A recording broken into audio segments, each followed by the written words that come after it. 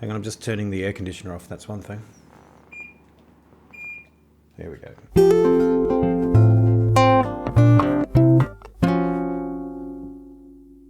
So in a very recent episode, we discussed an idea called professional complainers, which involved writing letters of complaint and sending them off. Tim and I were both a little bit enamored by the idea, so we've decided to give this one a real go and write some complaint letters, which we're going to share with you today, and then we're going to send them off and see what happens. This is exciting. I like this. This is a good idea. Yeah. Well, we're about to see if it's a good idea. Yeah.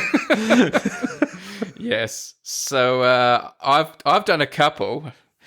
Tim's done one. I thought maybe I'd go first with the short one, just to sort of set the tone before we get into some of the meatier complaints. All right. Now, who's this to? This is to the editor of the Times newspaper in London. Oh. Okay, the London Times. And do you need to set the scene at all, or do you just launch in? I think it speaks for itself. So just imagine yourself with your posh letter opener somewhere in London, opening a letter from me. Here's what we've got. This is the most respected establishment newspaper, is that right? It's quite, it's pretty, pretty sort of formal, and that's, paper of record sort of thing. Good stuff. Okay. Dear Sir, I'm writing to complain about your daily ×2 crossword. I am not writing about the cryptic crossword, which is way too hard.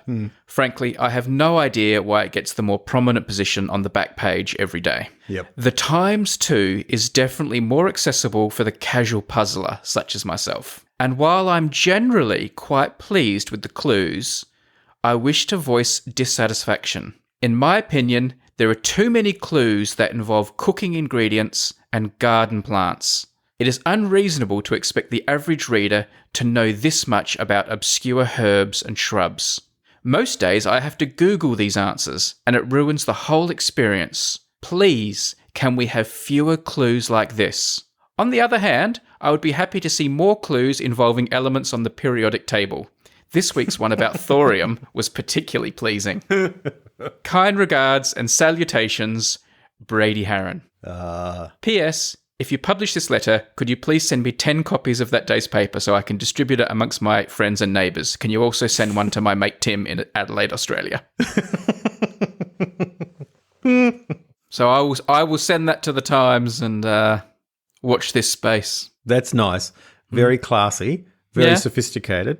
Thank you. So this is an actual letter. This is not a letter to the editor that they might publish. This is actual feedback you're hoping for a response from. That's right. I'll let them take it how they take it. I can't, it would more be one you would expect to, I don't expect anything, but it's more one you would expect to reply to rather than publishing it, like in the letters to the editor section. But, you can always live in hope. Can I ask you were a journalist at a newspaper for a decade or so, weren't you? And did you ever work in the part of the newspaper that received the letters to the editor? Do they literally go to the editor, or is there a team that reads them and decides which ones? How does it work? At the Advertiser, it was one guy who opened all the letters, and then he picked a selection. And I think the selection was taken to the editor for 10 minutes each day for him just to cast an eye over. But it wasn't something the editor got massively involved in. He would, of course, read the letters to the editor page when he was reading all the proofs of the pages later that night. So if there was, he did read all the ones that were published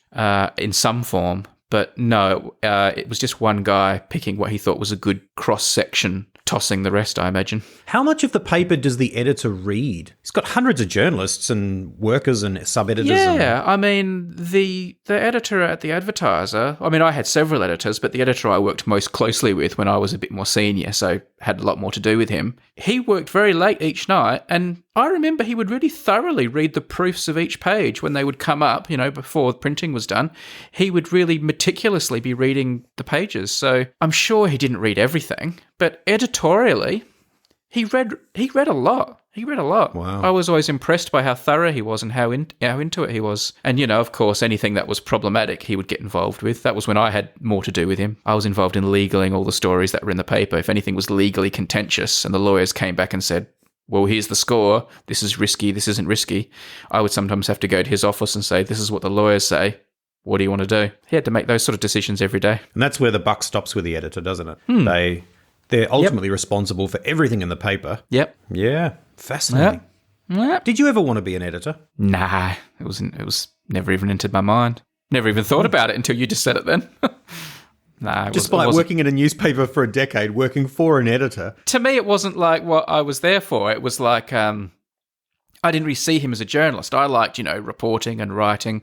And when I did go down the management route for a bit and became like a chief of staff in charge of bossing people around and not going out, I really didn't enjoy that. Going those extra levels up certainly was not something that appealed to me. You were just killing time till they invented YouTube. I was. It was a waiting game. I knew the Unmade podcast was coming. Yes, that's right. Anyway, Tim. Fascinating. You've written a letter as well? A letter of complaint? I have. I've followed up. Well, firstly, I have to do one little bit of catch up, and that is that in the discussion that we had in our last episode about this idea, I talked about an Amazon order that seemed to have gone astray. And sure enough, the day after our episode came out, the book arrived.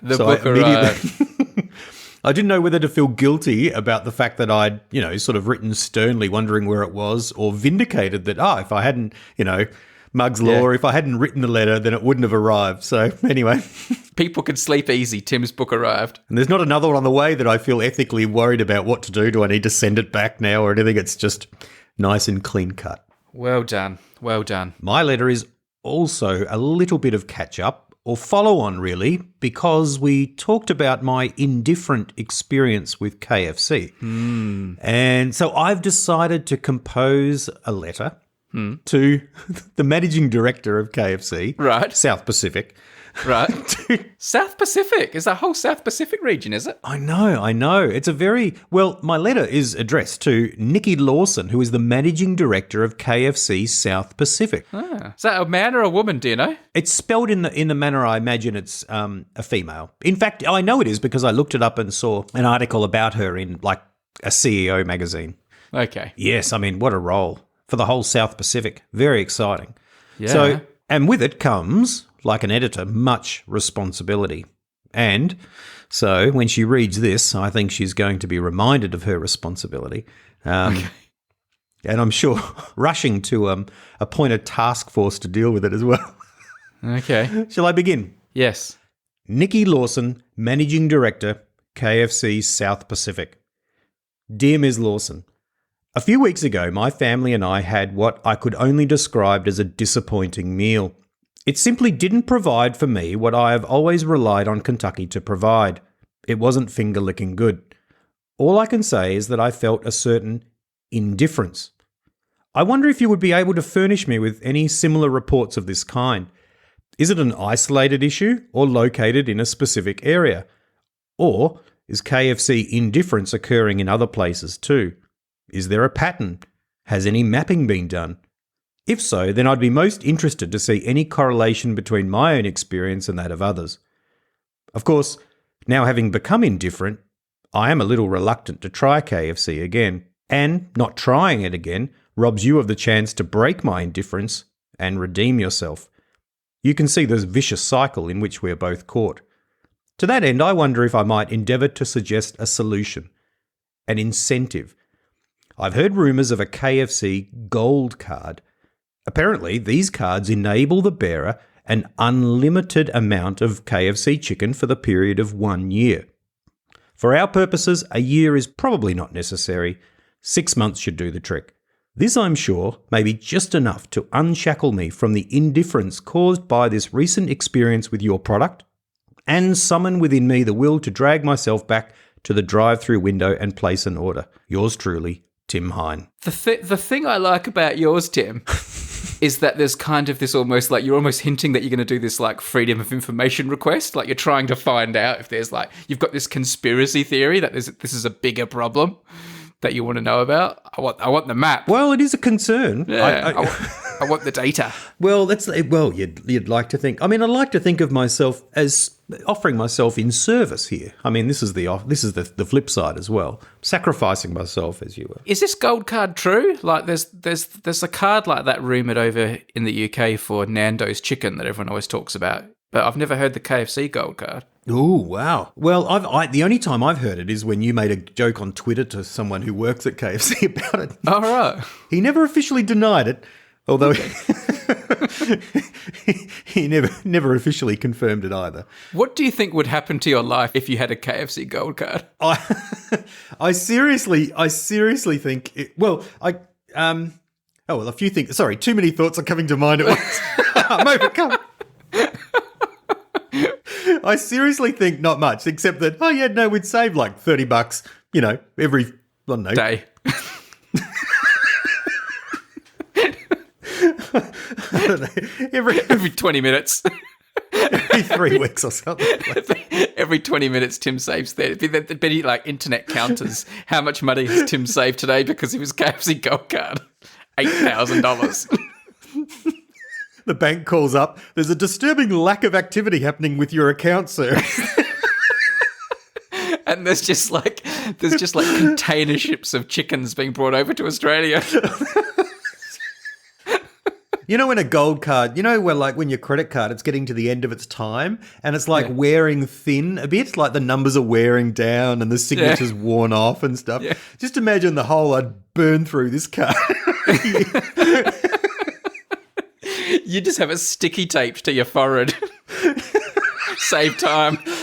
Thank God for tapping. Otherwise, if I had to swipe that thing every time, I'd start a fire. It goes.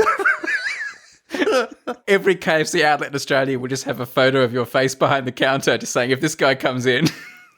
I'm sorry, sir. Your card seems to have melted in the swipe. Yeah. You've actually, it is unlimited, but you've actually gone past that now. Yes, that's right. You've blown your unlimited limit. Yeah, that's right. Yes, that's right. I can imagine when you whipped it out for the first time, all the employees going, like a silence. Shh, look, and like someone just tap it. Here, there's one. It's like at whatever hospital is closest to the White House, and they've got that red phone. Like if the president's coming in, it's like, it's ringing. It's ringing. Oh my goodness, he's coming. Special. Tim's coming for a 3-piece feed. Love it. The only other thing that came to mind is it would be tempting to cater large events, with the neighbourhood. But I'm just imagining you going through a drive-through and picking up this huge order and them saying, "Oh, you're catering a large event." You're like, "No." Mr. Hine, you're not supposed to use this gold card to feed everyone at the Adelaide Oval. What are you talking about? We're going to need a bigger bucket. We're going to need a bigger bucket. They'd have to climb up onto the sign and rip off those massive ones they use for their, for the sign outside the shop. We thought this was just a sign for display. We're actually literally going to need that bucket up on the roof. Tim said, "I demand that bucket. That's false advertising." Oh, dear. By the way. Yeah. Nikki Lawson's no longer head of KFC. About a month ago. No. Are you serious? About a month ago, she's been moved to America to take over some Taco Bell responsibilities.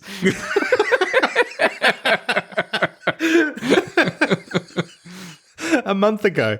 You just missed out. There's a whole bunch of stories there. You clearly didn't Google her after you just got the name. So send that letter off, find out who the new South Pacific boss is, and change the name and send that one off. I'll tell you what's annoying. I didn't know that job was available. It's obviously been recently filled. Well, I don't know that it has been filled, actually. I know that Nikki Lawson has left, but maybe that... Oh, my God. Imagine that. Imagine if you send in that letter of complaint and they say, we like the cut of this guy's jib. Let's make him an offer. Give this man a job.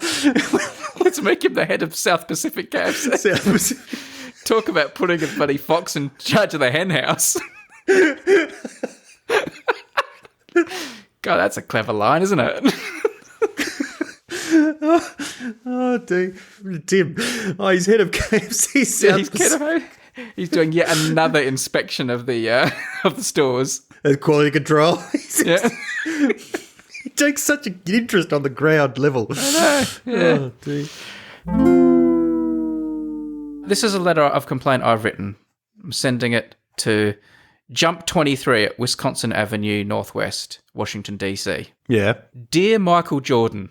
All right. Sorry. Yeah, okay, sorry. That's funny already. That's great. All right. First, allow me to belatedly congratulate you on the 6 NBA titles you won with the Chicago Bulls in the 1990s. Please also pass on my congratulations to all your teammates. If you talk to Scottie Pippen, tell him I often played as him on the NBA Jam arcade game. However, I am not writing to deal with such happy matters. Unfortunately, I am writing to complain. My grievance relates to a pair of Nike basketball shoes my friend Chris wore during high school, probably around 1991 or 1992. I really didn't like the design of Chris's shoes, which I found a little on the bulky side. They also used pink highlights, which I didn't think suited Chris's light complexion. I'm frankly surprised Chris bought them, but I really don't blame him.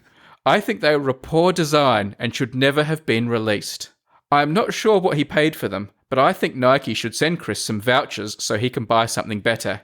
Can you look into this? Unfortunately, I can't remember the exact name of the shoe, but I have messaged Chris on Facebook and I'll let you know if he replies. Yep. I realise you aren't responsible for all matters at Nike, but you're the only person I know associated with the company, so I thought you could chase this one up. Also, could you please send me one of those red basketball singlets you used to wear with Bulls written across the front and sign it?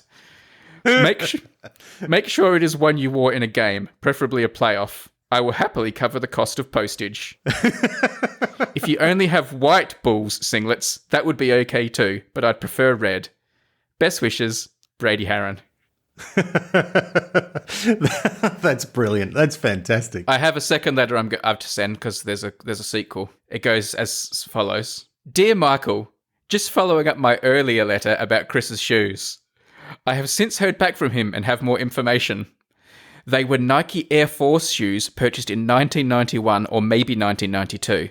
They were size 11s and cost $239 from a shoe store somewhere in O'Halloran Hill in Adelaide's southern suburbs. It also eventuates that Chris's dad paid for the shoes, so any vouchers should be sent to him.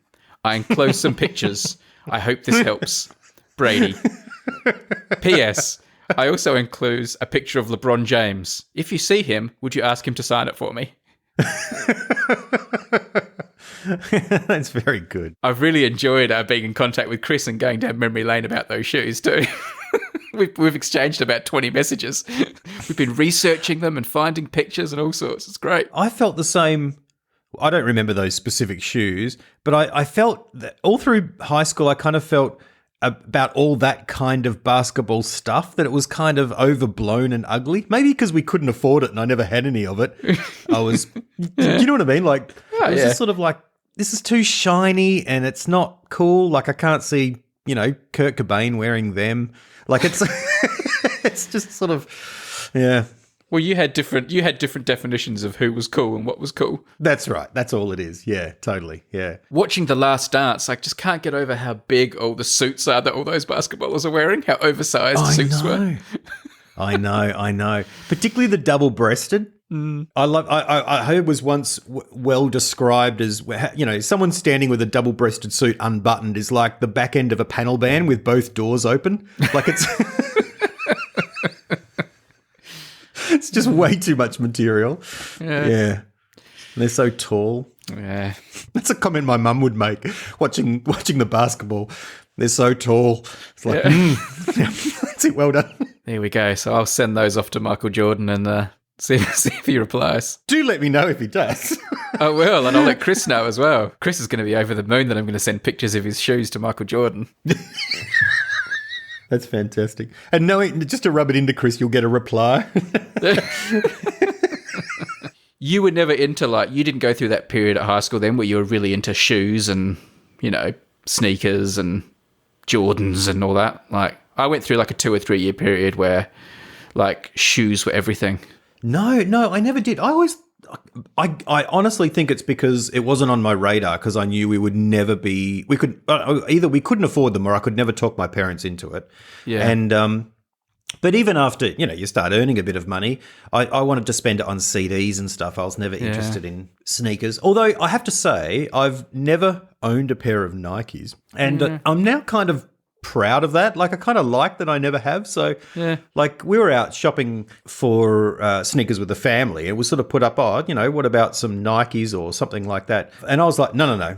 Our family, we don't wear Nikes. It just came out as a thing we don't do. Right. It's like, I'll never articulate it, but now I'm like, nope, no, I'm not buying Nikes. No, we were Adidas because, that's what musicians in Britpop and stuff wore. So Adidas. I imagined you'd be more of a Converse man. I did wear Cons for many years, which I have to say recently were bought out by Nike. So strictly speaking, I have. Okay. But I did for many years, but I reached a stage of middle age where I need a bit more support in my sneakers. So that was the thing. Okay. It's good of you to admit that. Well, they're very flat. They're very flat. They're not. I mean, you can't run in them. No, you can't. When you're running to KFC. No, that's right. No, that's right. I was speaking to Chris about these shoes. $239 in 1991. I know. You could buy a house in Adelaide for that.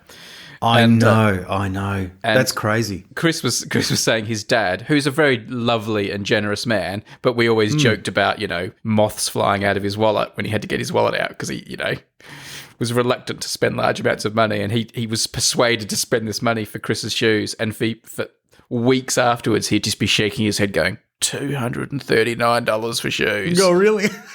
Apparently 2 years later he bought Chris another pair of Nikes, and they were $240, and he said 2 years later they've only gone up $1. I don't know how you talk your parents into that.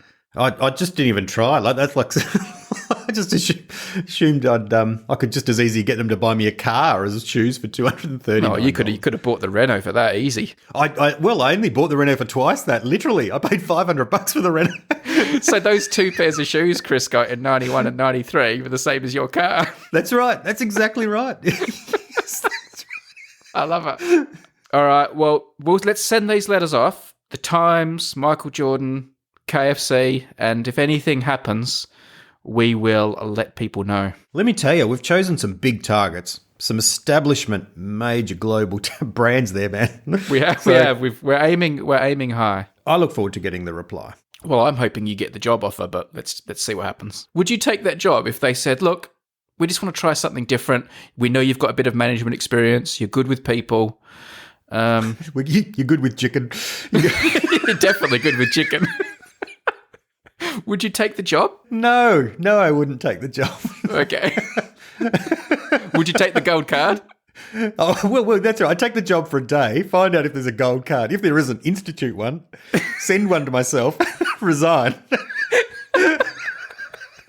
It's all right. I got a golden parachute. Just send them to all your mates, a golden parachute. When they're negotiating your salary, you don't have to pay me, just give me that gold card. That'll cost you more chicken than you could ever give me money. That's right. All right. Yes. Watch this space. Anyway. Watch this space. Watch this space. Brady, I think I've got an old man at the door. Just a second. Okay. So he'll just be checking it's me. Okay. Hang on a sec. No, I'm actually, when I come in late, very late like this, I'm just recording my podcast, and I'm doing it late because my friend is in London, you see. So we use the time difference. Yeah. No, that's all right. I've got an iced coffee here and I'm good. I'm just that's what I'm doing. Okay. I'll be in tomorrow. Okay. Bye-bye.